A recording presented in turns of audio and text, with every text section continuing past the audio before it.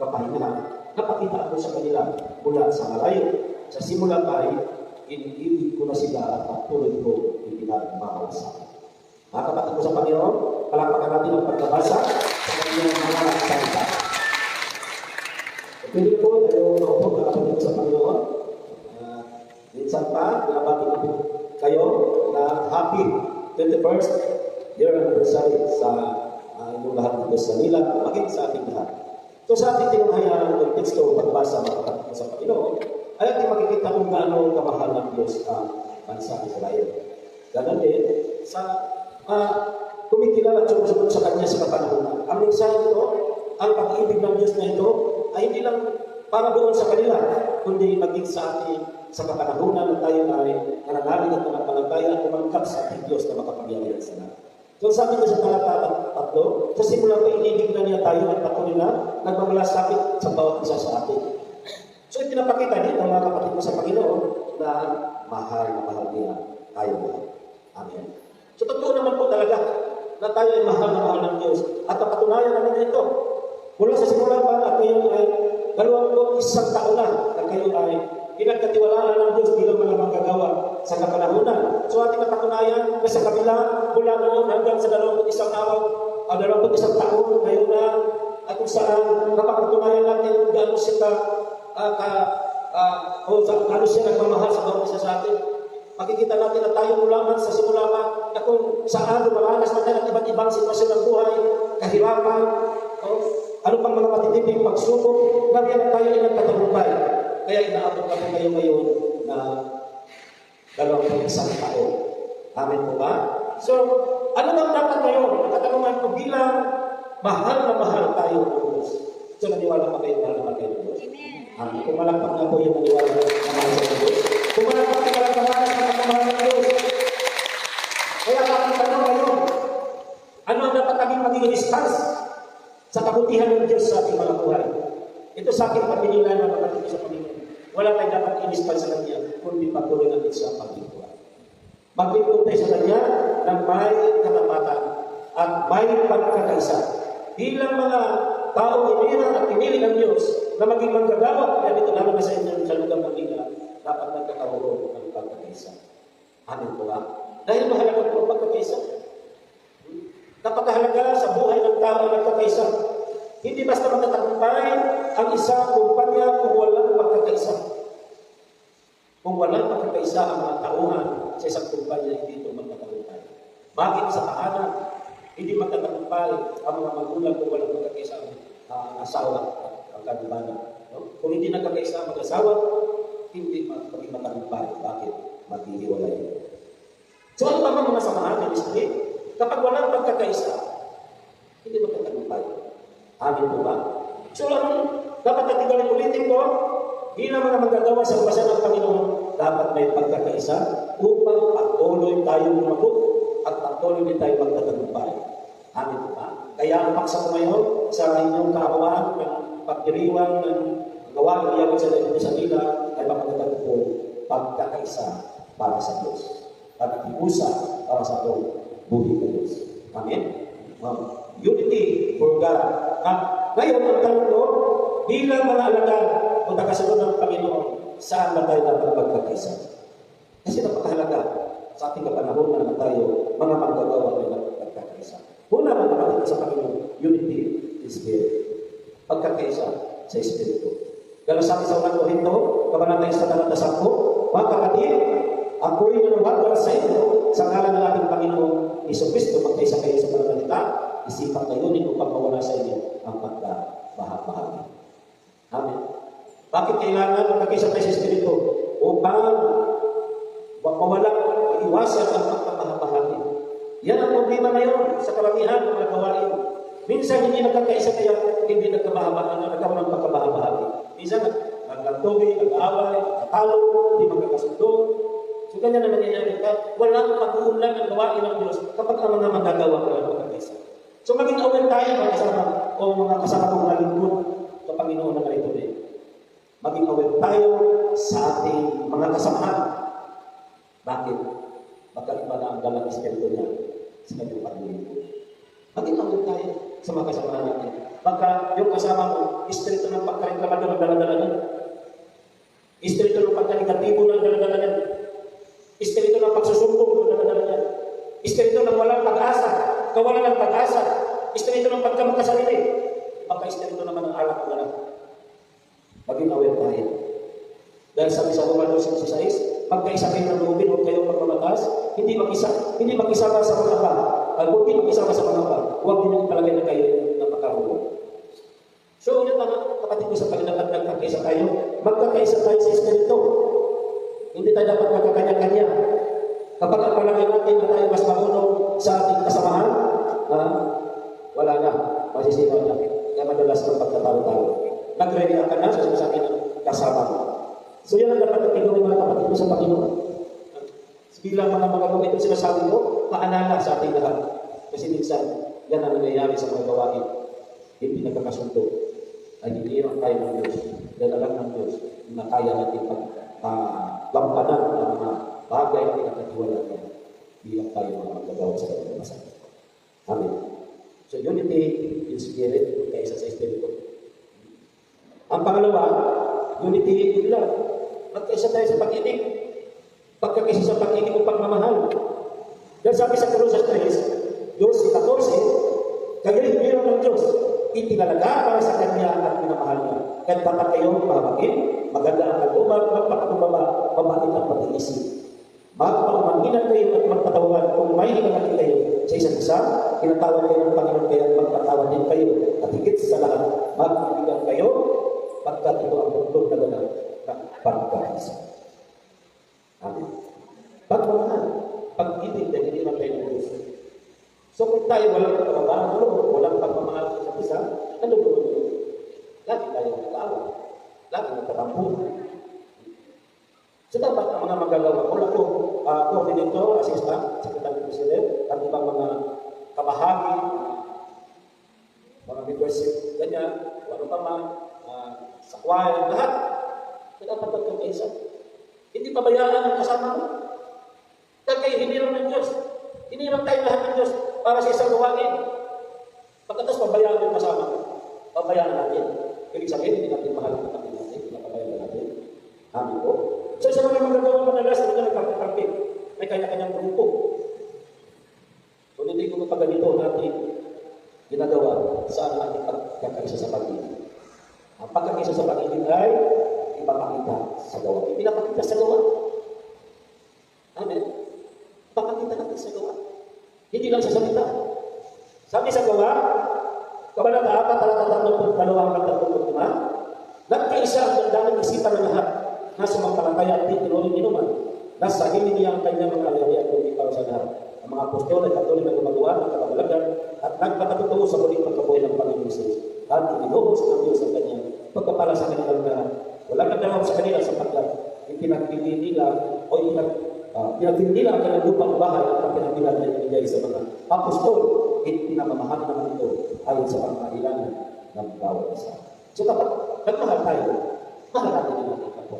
Sa kanilang panahon, ibininta nila ang pangkailangan para sa gawain ng Diyos. Para sa mga ito ng Diyos. Doon nagkakaisa dapat. Mahirap kung sa ating paglilingkod wala pag-ibig. Hindi na mamakita ng pag-ibig sa bawat isa. Dahil ito pag-resulta ng pagkawakatawa. Pag-resulta ng pagkakasilan. So pagkakisa sa pag-ibig ay pagpapakita din natin na nasa atin na pag-ibig na mula sa Diyos. Amen. Na tinanggap mo na pag-ibig mula sa Diyos at nasa buhay na natin.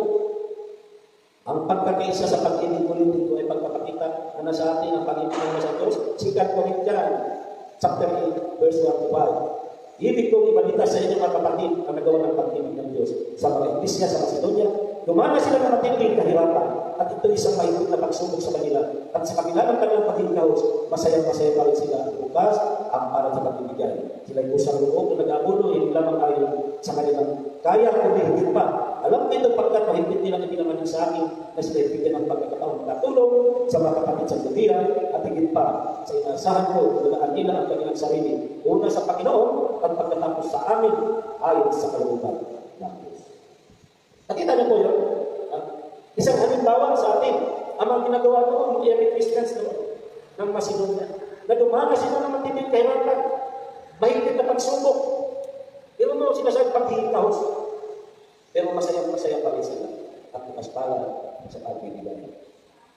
Ang tanong ko, masaya pa ba kayo sa inyong Panginoon?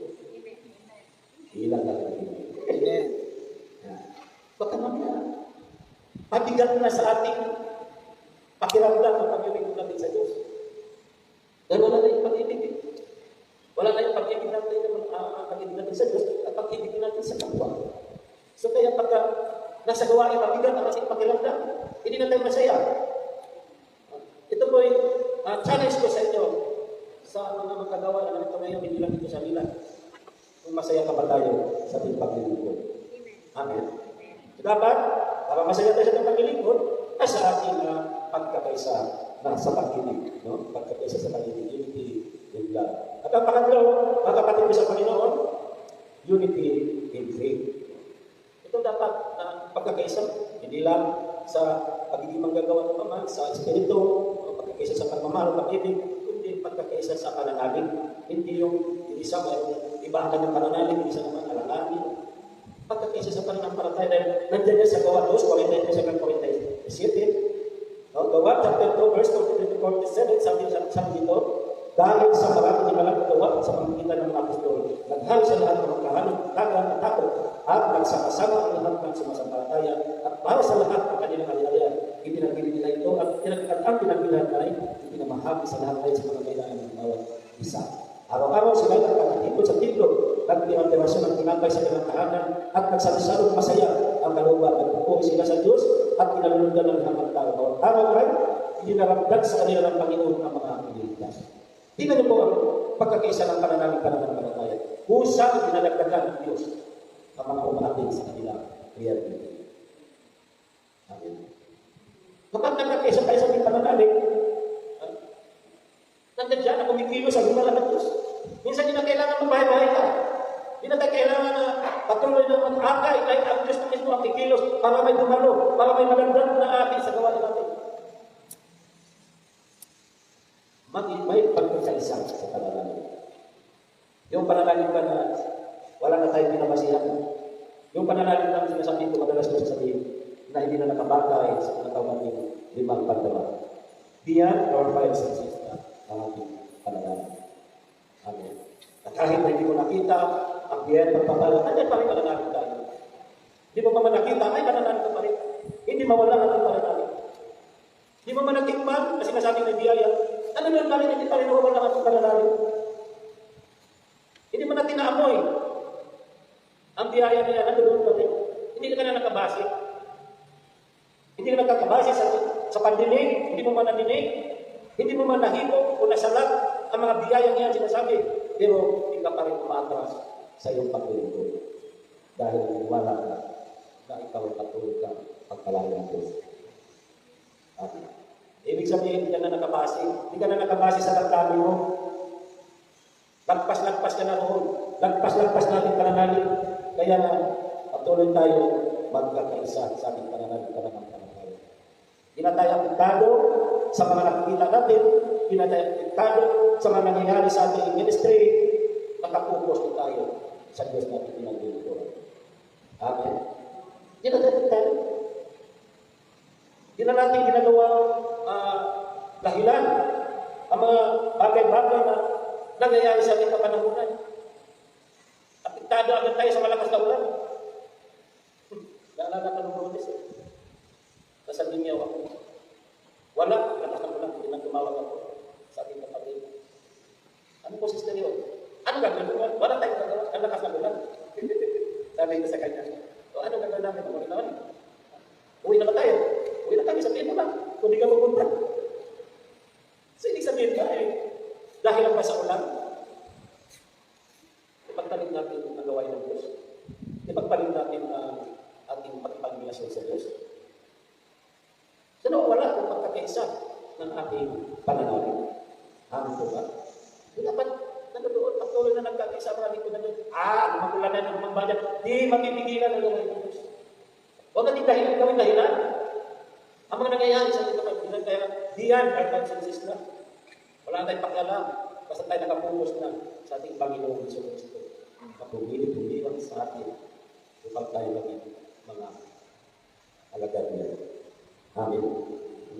So yan dapat natin gawin. Ulitin ko, ang pagkakaisa sa ating pananalig. Huwag tayo maapekto sa mga nangyayari ngayon. At ang apat mga kapatid sa Panginoon Kristo ay unity in prayer. Pagkakaisa sa pananalig. Ito dapat kong mawala sa mga ito. Lalo na sa mga tono. Kasi po, ganito yan. Ako kasi naranasan ko yan. Bilang ako naging coordinator ng walang tao. Pag dumarating na yung mga bibigis, natin ang pag-iwas ng inuno, mahalaga ng pagsisilip. Kung kailangan, katulong ng prayer natin, nagkakaisa tayo. Maging matibay na sa pananangin at pagkulit tayo pananangin, nagkakaisa. Amen. Sabi ng aking head o dito pa ako, pati ng pag-iwas, sabi sa akin, Padre, nagtakda ka ng seriousness. Alam mo na yan hanggang alas 9 ng gabi. May aatin ba natin sa oras ng alauna? Yung tao sa may Manila, gabi, sabi niya. Ang mga tao sa Manila, kapag hindi pa papasok ang mensahe, wala ka. Alas 6, 6 to 9 ang karaniwang gawain. Ano nangyayari? Dawating ang mga umatin, alas 8 kung kailan papasok ang mensahe. Kasama sa akin, Madre, siguro ka pa natin. Isip din ako, oo nga. First time ko pa naman ginawa yun. Diba sa isip ko, lalaki. Amen. So ginawa sa mga kasama ko, madaling araw, alas 3, lagi ako kumigising. Sabi ko sa kanila, sampayanin mo ako, magkakaisa tayo. Nasa araw na ating gagawin series is, maraming tao na sa simula pala ng series. Lugod tayo, magkakaisa tayo. Ito magkakaisa tayo. Panalangin hanggang dumating ang araw ng series is.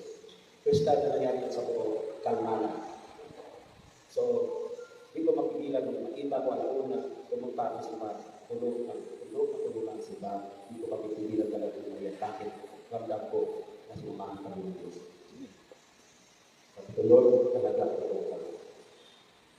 Pero kung alauna ka na, puno ng simbahan. Kaya nung dumating yung alas 9, na mag-iimig message, baptism pala siya, si Brother Terso, yung pagdating. Pati nagkata ng tao, hanggang sa labas. Sabi ko siya, Mrs. Pito, baptism tayo. Ha?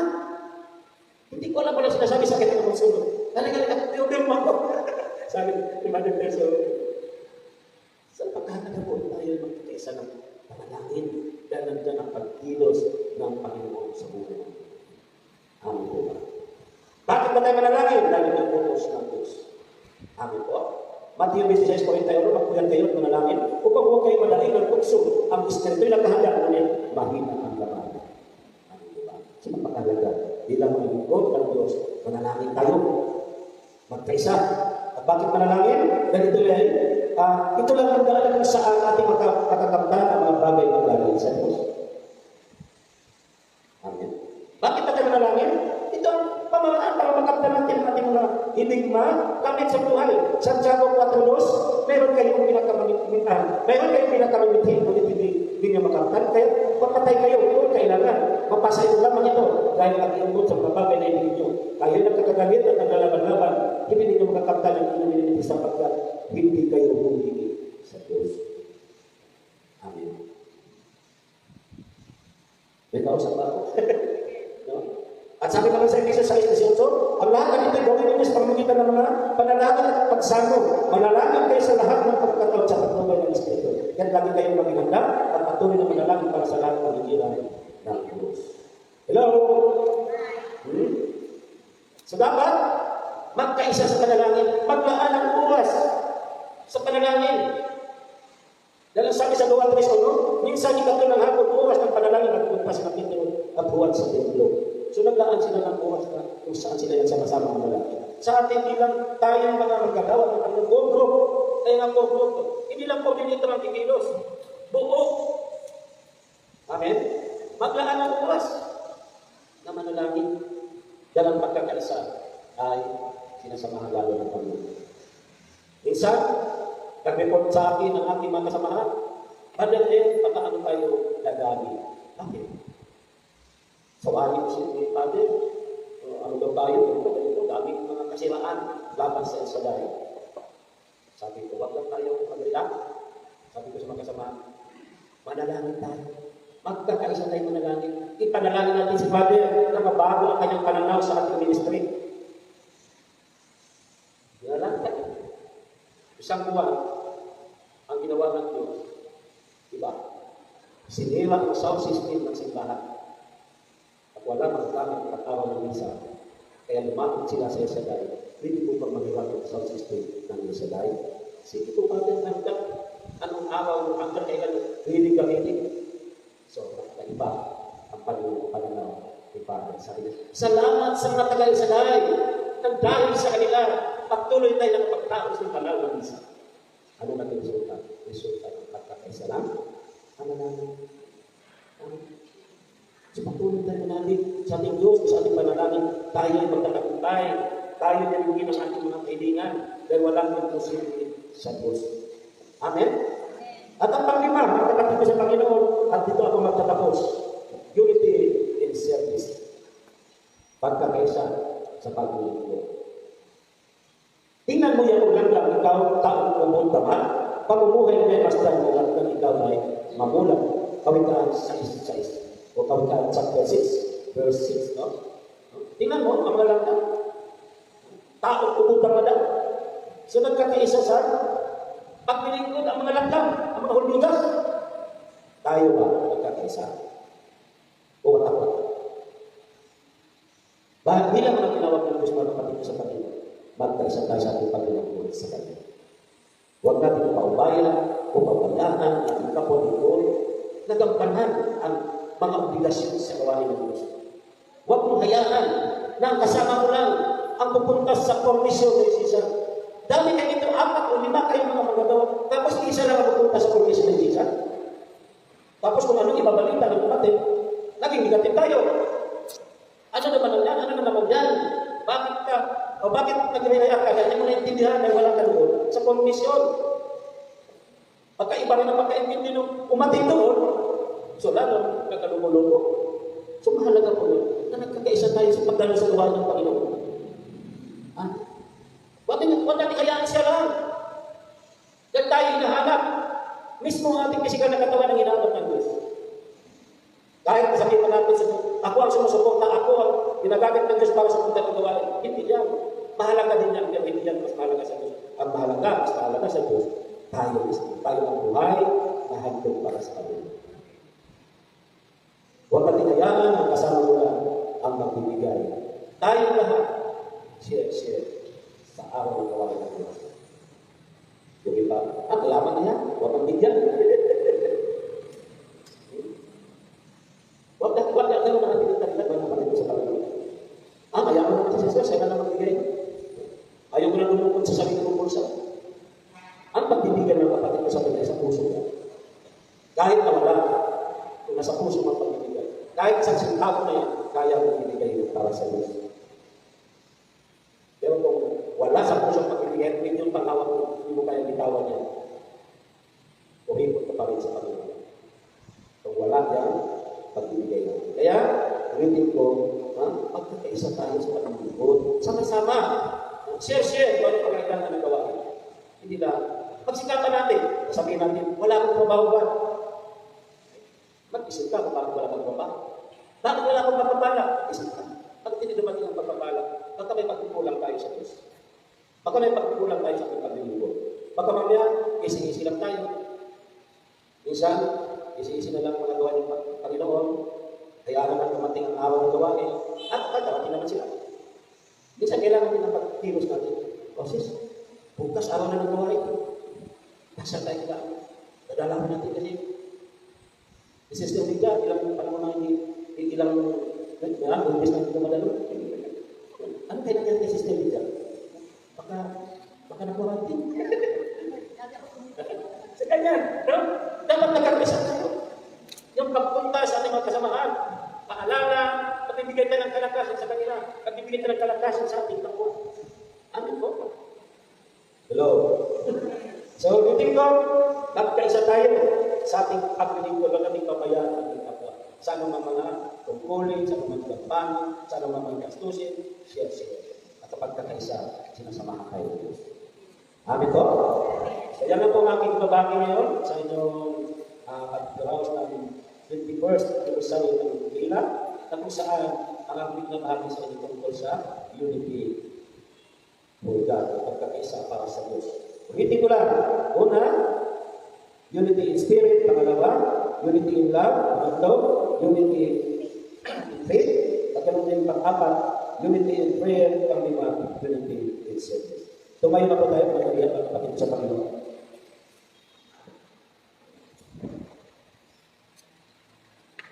Ipigit natin ang ating mga mata sa oras nito. Lagi natin ang posisyon ng Diyos.